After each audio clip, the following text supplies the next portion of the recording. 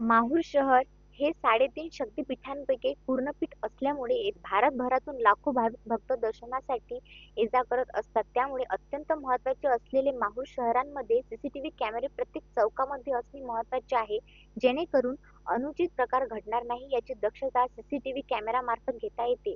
माहूर शहरामध्ये नगरपंचायत कार्यालय माहूरमार्फत संपूर्ण शहरामध्ये महत्त्वाच्या ठिकाणी सीसीटीव्ही बनविणे अनिवार्य आहे। सीसीटीव्ही बनविल्यामुळे शहरासह संपूर्ण चौकामध्ये चोरीचे प्रमाण किंवा अनुचित प्रकार घडू नये यावर नियंत्रण होईल।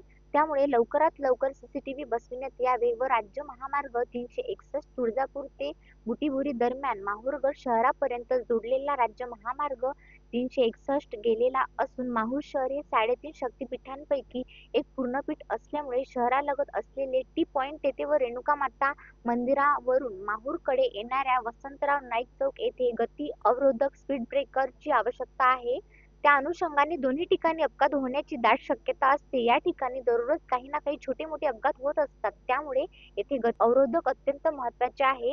यासाठी माहूरचे मुख्याधिकारी विवेक कांदे यांनी मुख्य चौकात सीसीटीव्ही कॅमेरे व गती अवरोधक बसवून द्यावे, असे निवेदन युवा ग्रामीण पत्रकार संघातर्फे देण्यात आले। Shakar Bhalerao, the sting operation news, Mahur.